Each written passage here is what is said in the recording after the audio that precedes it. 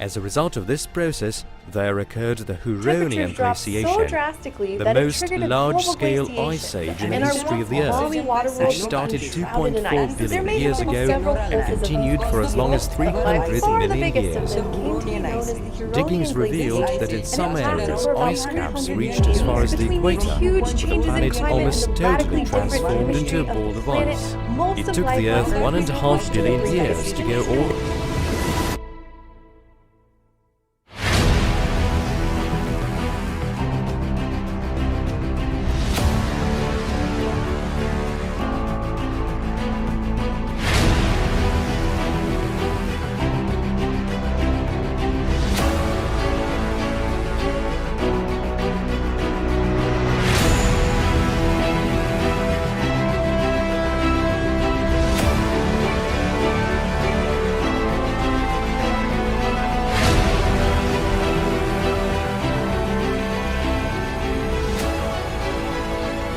Even as scientists and educators, we ourselves are not infallible. And this is a case of somebody pulling a source from a bad source and just repeating it and repeating it. And I would normally let it slide if it was something minor, but this is major, and it's by people who should know better. So it's a big deal in the fact that it's so much wrong information that it just keeps getting repeated over and over and over, which, if I don't nip this in the bud sooner than later, is going to really give future Precambrian geologists a shell shock when they find out that it's not how they've been told it is on the internet. Generally, as we go into the geologic past, the rock record becomes less complete. Less things are preserved, generally. Now, there are big breaks in the field, if you will, on occasion, and the Huronian is one of those big breaks that we have. Really good preservation from about 2.5 to 2.2 billion years ago. So a 300 million year time span, which is more than half the entire length of the Phanerozoic eon. But first I need to say something about nomenclature here. When we say Huronian, technically the Huronian is a supergroup of rocks. What does that mean? That means it's a formalized lithostratigraphic supergroup. That means the rocks have been formally delineated, bounded, and named. And the Huronian is at the supergroup level. Now, the supergroup itself is made up of 4 groups. The groups are made up of individual formations, and on occasion, the formations are divided into members.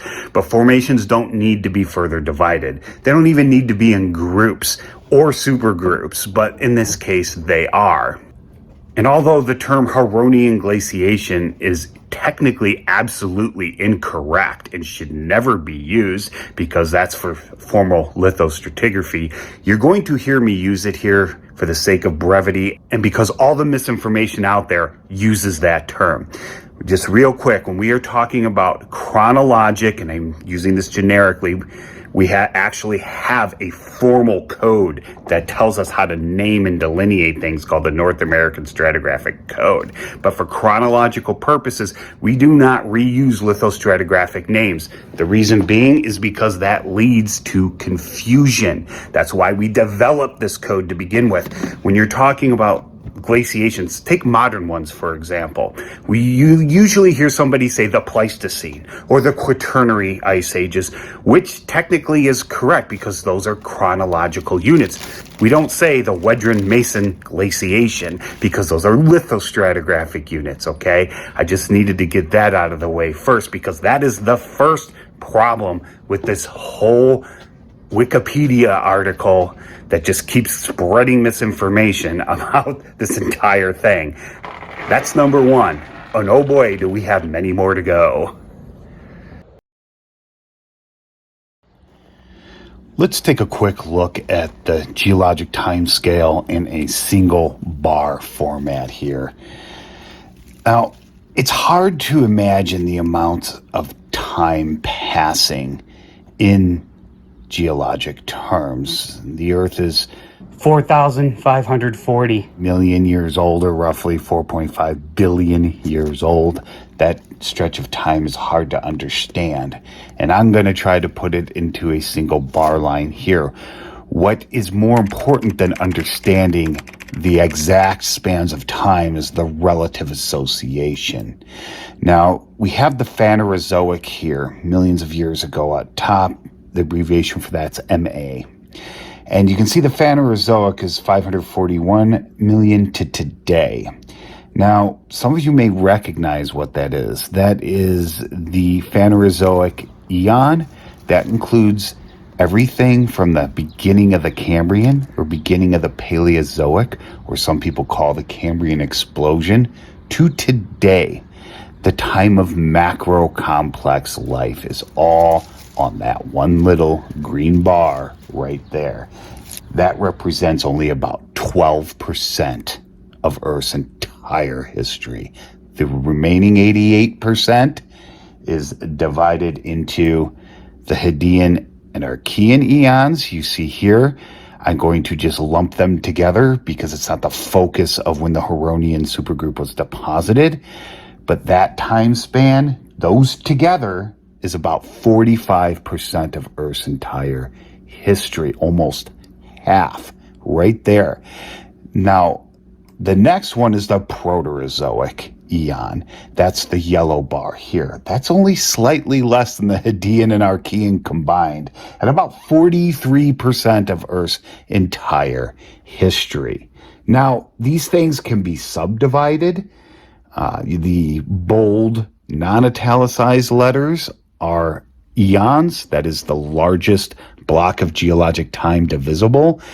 Many of you have heard of the term Precambrian. I still use it. It is not an actual formal term. It's just a generic term that has hung over forever from the days when we thought that the entire Precambrian may have been as long as the Phanerozoic. A more appropriate term would be Pre-Phanerozoic, but we just use Precambrian because it's so ingrained in all of our literature and language and presentations and even papers.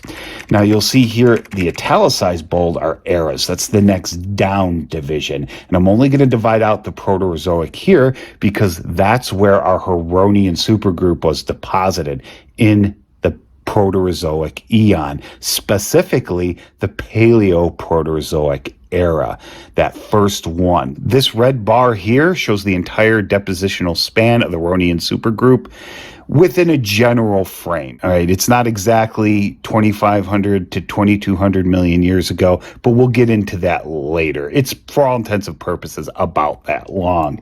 And you can see that that's approximately a 300 million year time span, just like it said in all the videos. However, it is not 300 million years of snowball Earth, which we'll talk about later. That is the incorrect part that everybody keeps repeating. The Wikipedia article just says the Huronian has a time span of 300 million years. But since the title of that thing is Huronian Glaciation, people immediately think that means 300 million years of constant glaciation. So I understand that misconception. But this entire depositional span of the Huronian spans about 6.6% of Earth's entire history. Now, when I refine the numbers a little bit, it's going to drop to about 6.1%. But we'll get to that when we get to that. Before I continue, I think you need to know a little bit about me and how I know a lot about the Huronian supergroup. And I'm not just some guy looking at sources on the internet and trying to contradict what everyone else is saying. My name is Stephen Bauman. I am a licensed professional geologist in the United States. And the Huronian supergroup is part of what I study. I study Precambrian sedimentary and metasedimentary rocks are specifically what I study. Now, in my efforts there are other things that I study along with it, but that's my primary focus.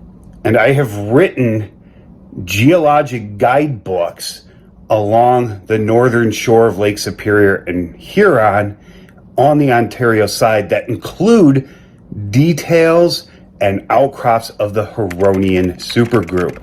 I have even taken many of you to these spots and other videos that I have made over the years. I have looked at these glacial deposits within the Huronian, and I can tell you it is not 300 million years of a snowball Earth.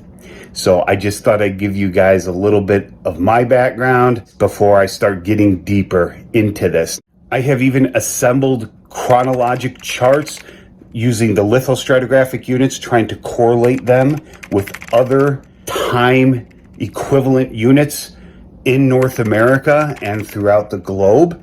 So I've put some effort into this during my professional career. So anyways, I think that's enough about me. Let's get into what the Huronian supergroup actually is. But in order to demonstrate to you how all this misinformation is actual misinformation, I need to tell you about the Huronian supergroup. First of all, I just need to say it's mostly along the north shore of Lake Huron. The group has been through several orogenies or mountain building events, so it is highly deformed. But what I'm going to show you is what we call a stratigraphic column. It is not a geologic column. That is a term that we as geologists don't really use. It shows you the chronological deposition of the supergroup as a whole. What that means is the oldest is on the bottom, the youngest is on the top, even though in the field they may have been deformed and faulted out of that typical stratigraphy. Now, the Huronian supergroup consists of 4 groups, lithostratigraphic units, rock units. Now, the entire thing is made up of at least 20 formations. The very top unit, called the Nipissing intrusions, some people include in the Huronian supergroup, others do not. So on the charts I'm going to show you, it's kind of set off to the side. I don't consider it either. We are pretty confident that we have a good depositional lockdown of this supergroup. Now, basically, from the bottom to the top, we start to see deposition of this supergroup beginning at about 2,497 million years ago. I'll get into how we know this later. And up to the top, it stops getting deposited around 2,256 million years ago. So that's about a 241 million year span. Now, if you include the Nipissing intrusions with that number jumps to 278 million years of deposition. So that's where that 300 million years rounded generally comes from, and I'm okay with that. And that's just me knowing the details more than people just generally speaking about it. It's a rounding issue.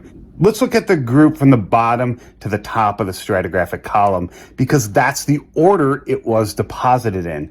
At the bottom, you see a sedimentary sandstone type unit. It's called the Livingston Creek Formation. I will get into the environment here in a little bit, but let's just go over the rock types here first. Okay, now above that, we get into the volcanics and plutons of this group. And these are all in the Elliott Lake group, that basal group. This is the only group without any glacial deposits in it. And these volcanics and other igneous rocks are known as the Murray Pluton, the Stobie Formation, the Thessalon Formation's the big one. Above that, we start to see clastic deposition, sandstones, shales, and stuff like that. And the interesting thing is, these are often very yellow in color. There's no reds in any of these sedimentary units, and we'll come back to that in a little bit. But as you go up, that's the top of the Elliott Lake group, and there is a bunch of these little unconformities within the group itself, and sometimes even between formations and inside formations that have been recognized. So it's not a continuous depositional thing, but compared to the overall depositional time frame of the Huronian supergroup, we're talking 1 to 3 million years of missing time in between these things here. Now, above that, we have the Hoff Lake group. And at the very base of that is something called the Ramsey Lake Formation. This has glacial deposits in it. Okay, then above that, we get back into sandstones, conglomerates, shales. We even have what's a tectonic fan type deposit called the Awars Formation that's in the Lake Superior area, and things like that. There's no glacial deposits in the vast majority of the Hoff Lake group. It's only at the very bottom. The other sedimentary units in the Hoff Lake group are very typical of near-shore standard marine environments. Now, above that, we have the thinnest group, which is the Quark Lake group. And that, at its base, also has a glacial diamictite or tillite in it, called the Bruce Formation. Now, above that, we actually get the first carbonate unit after a glacial cycle. People who like snowball Earth, that's one of the things they point to are these cap carbonates, above these glacial units. But in the Huronian, this is the only time we see it. We don't see it above any of the other glacial units. Okay, so that's the Espinola Formation. And then above that, we have the Serpent Formation, which is a sandstone. These are all sedimentary rocks.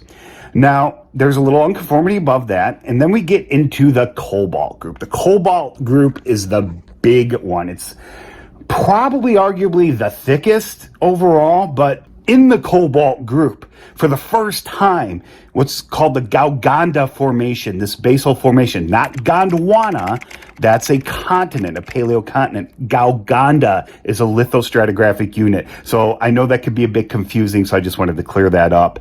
The Gauganda Formation, its basal member, this is one of those formations divided into members. The Coleman member has 3 distinct glacial advances and retreats within it, and likely sub-ones within that as well. And the Cobalt group is the only group in the Huronian supergroup that has direct chronal equivalents in the Upper Peninsula of Michigan, like in the Marquette Range and the Menominee Range. Older Huronian supergroup deposits in those ranges are absent. They either never were deposited or have been eroded. In the first brook member, the top member of the Gauganda Formation, for the first time we start to see red beds in the sedimentary rocks. That indicates to us that free oxygen started being pumped into the atmosphere for the very first time. And the first brook member is mostly a shale or siltstone in the area. There's no or very little carbonate in this, so there's no cap carbonate here. But the Coleman member has the thickest glacial units in it. And I've taken you to these before in the field, and I've shown them to you. And compared to modern tillites, they are not much thicker or even thinner. So the glaciation, the glaciers when they came through, now remember, these were deposited in a near marine setting. Marine deposits tend to get preserved a lot easier than terrestrial deposits do because of erosion, but their thickness is on par with modern glacial cycles in the Quaternary, plus or minus. We don't get 3-kilometer thick deposits of these tillites, or 4 or 10. It just doesn't happen. And the thickness issue is often ignored by a lot of people. Now, we don't have fossils to really know in this time, so we have to go by other methods.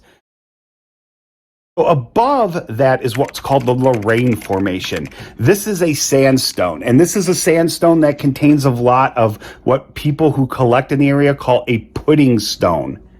The pudding stone is not formalized. None of the Lorraine Formation is divided out into formal units, but it's about the middle of the formation. It's this white quartzite with these red jasper pebbles in it. The Lorraine Formation looks to be deposited in a fluvial stream environment very near a shoreline, slightly on the terrestrial side. The nature of the quartzite is conducive with a semi-arid type regime. So it may or may not have been. It could have been in a colder climate. We just don't have the paleomagnetic data to know that for sure. And, we didn't have land plants here, so we can't use those as some sort of index either. But from a stratigraphic standpoint, it appears that the Lorraine Formation was deposited in a semi-arid environment. There's no glacial deposits in it, okay? Then above that, we had the Gordon Lake Formation, which is locally a carbonate to siltstone and shale. It becomes more carbonate dominant as you get in the Upper Peninsula of Michigan. And to top it off, we have the Bar River Formation, which is almost a repeat in sedimentary environment of the Lorraine Formation. And then on top of that, it's capped with these Nipissing intrusions, which intrude the entire supergroup. So those have to be younger, those Nipissing intrusions. Those are our youngest part of the Huronian supergroup. Now, shortly after that is when it started to be deformed through several orogenies, but those are talks for other times. So you look at our chart here, and you see I have a G1, a G2, and a G3. Those are our three main glacial pulses. Now, this whole thing is constructed chronostratigraphically with relative thickness. So the millions of years on the left aren't exactly million-year spans because it's more based on the actual thickness of the units. So you get a relative feel of the thickness of these units. And as you can see, these glacial units are not that thick. They do not go through the whole thing. It's not like we had, start getting it in the Hoff Lake group and then every other sedimentary unit is a glacial cycle. That doesn't happen. That would be an argument for a snowball type scenario or a prolonged glaciation, but that doesn't happen. We see zero evidence of a snowball Earth scenario in the Huronian supergroup. We cannot draw that conclusion. We do not have enough data. The paleomagnetic data is still being worked out, and the data that we do have has huge margins of error in it because this stuff is so old. But just looking at the rocks and looking at the sedimentary cycles, we can easily come to the conclusion that a snowball Earth type scenario was not very likely. As a matter of fact, a lot less likely than it was in the Neoproterozoic. And you look at the Huronian supergroup overall, and you have those volcanics at the bottom that give way to these sedimentary units. Why is that? Well, that's because the Huronian supergroup formed on what's called a passive margin. The continent rifted there in what is now the Lake Superior, Lake Huron region, and whatever it was attached to drifted away. We argue to this day whether it was the Wyoming Craton or the Kap Val in South Africa or both. But the point is, a rift formed. We can tell that from the deposits. And then after those volcanics, you start to get a passive margin developing. You start to see those typical deposits. And the modern passive margin is basically the east coast of North America, around Florida up to the top of Gulf of Mexico in the U.S. That's a passive margin type environment. After it rifts, it becomes tectonically quiet, and sediments start to form on that platform on the continental shelf. And then you get about 147 million years of a passive margin phase. Just this ocean basin getting larger and larger and larger. Then during the Bar River Formation, during the deposits of that, you start to get passive margin closing type deposits. That's probably why you get a re-depositional environment to the underlying Lorraine Formation. And there were probably sediments deposited on top of the Bar River. It's just that once this basin began to close, they were eroded. They aren't preserved. And then some time passed, about 40 million years plus or minus, and then Nipissing intrusions start to come up. Now, we argue why that happened because we don't have a continental collision at this time. What probably happened was, as passive margins age and part of Wilson cycles, plate tectonics, this is the record that shows plate tectonics or something very similar to it was in operation 2.5 billion years ago. This right here is it.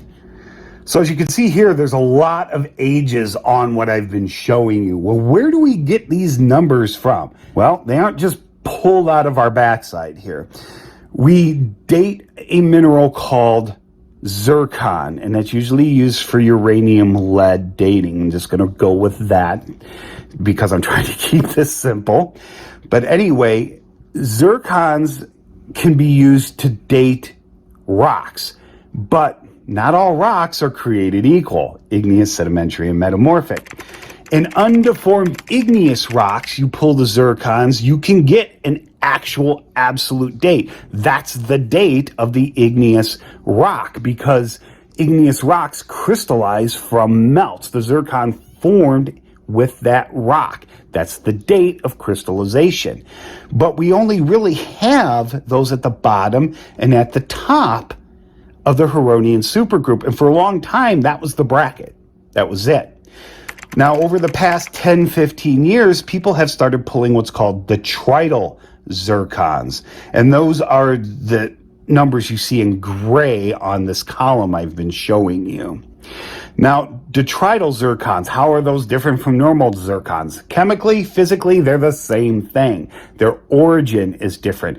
Clastic sedimentary rocks are derived from pre-existing rocks. That means any zircons that they contain were brought from older rocks. So the zircons in them are older than when those clastic sedimentary rocks like sandstones and siltstones and shales were deposited. Oh, conglomerates as well. We like to date coarse things when pulling detrital zircons because they tend to be bigger and easier to date, so we go for the conglomerates and sandstones. But you can, if you're lucky, get them from siltstones and shales as well. And you can see that that gives you a number, but that is the maximum age. What that tells you is the youngest zircon from that sedimentary unit is as old as the formation can be. It can be younger than that, but it can't be older. But fortunately, we have these basal igneous dated zircons and cap igneous dated zircons. And when we use the detrital zircons, we can see that they fit in really well with the igneous dates. Now, there are some ash beds, like in the Gordon Lake Formation, that have been dated, and you can directly date those as well and get an actual date. So these things fit and line up pretty well. And what that has done is, on the left side of the stratigraphic column, has given us a good date range for these rocks of ages of deposition. We can be accurate to plus or minus usually 4 to 10 million years, somewhere in there. So we have a pretty good understanding of when this thing was deposited and the time spans involved. And it fits a passive margin model in a plate tectonically active regime. Okay, now that I've talked about the stratigraphy of the Huronian supergroup, and now that I've talked about the dating and how we got those dates of the supergroup, I'm going to dive into the glacial part of this, the mythos part of this, and then I'm going to get into this horrible Wikipedia article. But I still need to do some refining here about the actual glacial deposits within the Huronian. Okay, within the Huronian supergroup, we have 3 distinct pulses of glaciation. This doesn't include the subcycles, just the big 3 broad advances. From oldest to youngest, we have the basal Ramsey Lake Formation, which I have consistently called G1 in these slides. Then we have the Bruce Formation, which is G2, and then the Coleman member of the Gauganda Formation, which is G3. Now, these 3 main glacial cycles contain all of the diamictites or tillites within the Huronian supergroup. Now, something to be noted here, I talked about red beds before. I need to define what we mean by red beds. Red beds are not just red sedimentary rock. In the Huronian, there are some sandstones, especially within the Gauganda, that are red in color, but they're not red because of iron. That red is feldspar. As the glaciers advanced over granitoid rocks, they mechanically weathered those, ripping the feldspars out, and they did not have time to chemically alter into clays. So they got reincorporated into sandstone. We call those arcosic or feldspathic sandstones. So rust or iron isn't making them red. What's making them red is feldspar. So you need to understand that. We don't see the first true red beds until the top of the Gauganda Formation in that first brook member. It's also important to note that banded iron formations, the red jasper, are not red beds because that's actually a chert and it's incorporated into the chert, the red parts. When we say red beds, what we are talking about are rusted sandstones, rusted siltstones, rusted shales. They have iron content in them, usually of less than 5%. That's what we mean by red beds. And the only way you get those is if you have free oxygen in the atmosphere. In the first brook member, the Gauganda Formation, there are what appears on occasion to be a biff, but it's really not. It's a pseudo-biff. There's not a lot of hematite free in it. It's just slate, and then these red beds, which if you look at them under magnification, are rusty siltstones. So those count as red beds. Those are the first time we see them. Now, the oxygen content in the atmosphere is probably extremely low. We're talking maybe 0.00001%, if that. It didn't really kick into gear until we got into the slightly younger Lorraine Formation, where the base of that has some distinct thick red beds of siltstone and shales. And even then, you're probably looking at 0.1% of oxygen in the atmosphere. So the GOE, Great Oxidation Event, isn't great right away. It's not like we all of a sudden had a bunch of oxygen in the atmosphere that we didn't before. This took a long period of time, over millions and millions of years. But it didn't start happening until these ice cycles stopped. Now, the thing with the first brook member, the Gauganda Formation, the one that overlies the tillite-containing Coleman member, is that you look at some of these deposits in outcrop, especially along Ontario Route 638, and you notice that there's a lot of ripple marks that are very conducive, from what I've seen, in very cold, windy environments along a sandy beach, like the sandy beaches of Lake Michigan or Lake Superior in the winter, these hard angled ripple marks. Even though the first brook member is post-glacial, it was still a relatively cold climate then. Now, we may have had ice caps in one or two of the hemispheres, but ice caps don't equal ice ages. So we have to look at the actual rocks to look for things like tillites and drop stones, which are ice rafted rocks. Ice will sometimes pick up rocks, float it in a sea or a lake, and then when that ice melts, it drops it into the seabed or lake bed. Those are drop stones. Now, those are also indicators of a cold climate. Does it mean there's a glacier sitting on top of it? Not necessarily. We have drop stones originated in Lake Superior region every winter. You know, the ice freezes near the shore, picks up a bunch of pebbles, moves out to the lake, thaws out, drops these rocks. It doesn't mean we're in the middle of an ice age, let alone a snowball Earth. You've got to take those stones with a grain of salt, unless there's a lot of diamictites or tillites around. Then you can assume an ice age type environment. But drop stones in and of themselves, especially in a nearshore marine environment where you know you have topography just offshore on the landward side, you got to take them with a grain of salt. So using the tillites within the Huronian supergroup, those three main pulses, and I'm going to even include the entire Coleman member's depositional time span as one glacial unit, even though there are several pulses within it, which I've already discussed. I'm going to get the 300 million year old glacial people a little bit of slack here, and you're going to see, even when I give them as much as I can, we are nowhere near a 300 million year glaciation, let alone a 300 million year snowball Earth. Okay, so I ran the numbers.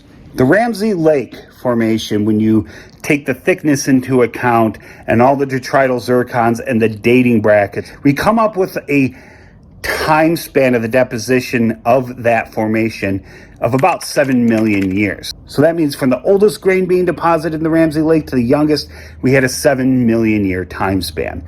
The Bruce Formation, the next glacial cycle, when we do the same thing, we get about 4 million years. And then the entire Coleman member depositional time span seems to be about 16 million years. So it's a big one. You total those up, you only get 27 million years out of 241 million years from the very basal part of the Huronian supergroup to the last known for sure sedimentary deposit. I'm excluding the Nipissing intrusions here. 27 million years out of 241 million years is a whopping 11.1% of the Huronian. Supergroup deposits have any direct evidence of being glaciated. 11.1%, 27 million years. That's hardly anything like a 300 million year glacial cycle, let alone a snowball Earth. And like I've already talked about, I've been to these rocks. Their thicknesses aren't any thicker than we see near shore, either just a little bit in the sea or a little bit on the land side. The chances of there being a snowball Earth during the Huronian, so a snowball Earth type scenario during the deposition of the Huronian is looking pretty grim. Using the stratigraphy, how the rock units being laid down and how they intertongue and interrelate with one another. Using the structural geology, things like ripple marks, mud cracks, stromatolites, which there are some within the Huronian supergroup. And using the dates that we have makes a snowball Earth look like it really didn't happen, because it probably didn't. Now, the only way to know that for sure would be to lock down the paleolatitudes of these formations through paleomagnetic data. Unfortunately, that is very limited as is right now, and what is available has huge margins of error on it. We aren't even sure Kennerland was a supercontinent. It may have been fragments of continents, like we have today. We have 7 continents. Back then, there was less continental crust. We may have had 2 or even 3 land masses. We don't even know whether or not there was one continent then. And there are papers out there based on paleomagnetic data that show that the Huronian supergroup may have largely been deposited in higher latitudes, even occasionally crossing the North Pole. Okay, let's talk about this Wikipedia article called Huronian Glaciation now. The information I'm giving you is accurate as of March 10th, 2022. Just so you know, have some sort of reference here. Most of the stuff I pulled a little bit before then, but I just need to talk about Wikipedia in general and the people contributing. Just because someone is educated doesn't mean they're educated in what they're talking about. Those are 2 entirely different things. I don't go around editing biology Wikipedia pages because I know I'm not qualified to do so. Now, I'm not going to personally ding anyone that I'm going to mention because it's not appropriate, because all I can go by is what I found on Wikipedia about these people. That doesn't mean the information is necessarily accurate there either, or still relevant. So just keep that in mind. I'm just going to give you basic background on what I found while researching the Wikipedia article about Huronian glaciation. The article was apparently written in 2005 by someone named Anthony Appleyard. I couldn't find any more information on this guy. I don't know if he's still even around anymore, but I couldn't even get a basic educational background for this guy. So I dug a little deeper to see if I could find any information on anyone who's been editing it. And that I did find some information on. Dudley Miles is the most recent editor, and from what I saw, his background and education is either history or archaeology. It didn't really specify in the Wikipedia page. Somebody named Luke Searle I also found, and it just says in there he's a scientist as his day job. Doesn't give an educational background. And then there's someone named Tom Reading, who seems to be an astronomer and a mechanical engineer. So those are the names I pulled from the editing backgrounds I ran across. Now, I'm not dinging any of those people. I'm not saying they're incompetent or anything like that. I'm sure in their fields and what they do, they're brilliant people, but they don't do anything about the Huronian supergroup, apparently. I don't see anyone in there that claims to be a Precambrian geologist, structural geologist, or anything like that. And that explains a lot of what's going on. And the term Huronian glaciation, as I have already said, is not a legitimate term for talking about these ancient ice ages. It's more appropriate to use a chronological term like Paleoproterozoic or Siderian period, which is the period where most of these seem to have taken place. That's more appropriate. Now, I did notice that they did cite the original person to come up with this concept of Huronian glaciations, and that was 1907, and apparently that term was used. Here's the thing. 1907 was 76 years before we had our first North American stratigraphic code in 1983. It's an obsolete concept, and to pull from something that old is fine. I have no problem doing that because those early pioneers in the late 19th and early 20th centuries, those guys could do field work. They really could. But they were products of their time, so they used the language of the time, and no one bothered to see if any of it has changed. And there's still people today who use the term Huronian glaciations, which isn't really appropriate. Now, the term Huronian glaciation in the article is also called, and I apologize if I mispronounce this, the Maganian glaciation as an alternative name. That is also not legitimate. That is a formation in the Potsmasberg group of the Transvaal supergroup in South Africa. That formation has glacial deposits in it, just like the Huronian supergroup does. And that was another lithostratigraphic term pulled as a chronological unit. So you can see where we stand here. And that South African tillite that I just mentioned may be equivalent to the Ramsey Lake or Bruce Formation in the Huronian supergroup. It doesn't seem to be correlative to the Coleman member, but based on the literature that I have reviewed, I'm not an expert in the glacial cycles of South Africa or the stratigraphy there. I will readily admit that. The only thing I'm talking about here is the fact that that term, Maganian, is not legitimate when talking about glacial cycles in the Paleoproterozoic ice ages. So that's just a basic background research into this Wikipedia article, which I know is where everybody got this information from. Now, there's one slight little defense for this Huronian glaciation article. Nowhere in it does it say the Huronian glaciation lasted strictly for 300 million years. The way it's worded is a bit ambiguous, so I can see people who don't know anything about the Paleoproterozoic interpreting it that way. This article is extremely brief, it's extremely vague, and it really needs to just go away. I have thought about fixing it myself, but there seems to be a history within this article here of people restoring previous versions, which to me indicates that someone changed something, someone else didn't like it, so they changed it back. And I'm not going to play that game. Oh, in my professional opinion, as someone who studies these rocks, this article needs to go away. It's beyond fixing. It just needs to be trashed and redone. More than just a handful of links.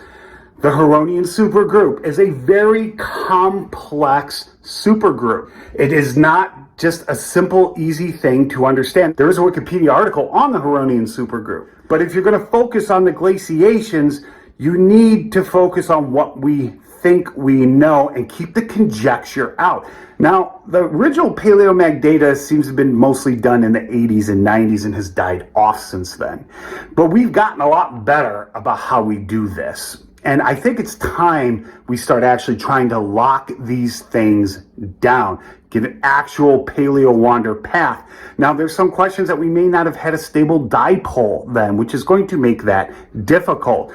But if we did have a stable dipole then, or at least occasionally, magnetic dipole just means, that stylized magnetic bar through the earth that you think of, a north and a south pole type magnet thing, for lack of a better term. But that's not really how many magnetic fields work.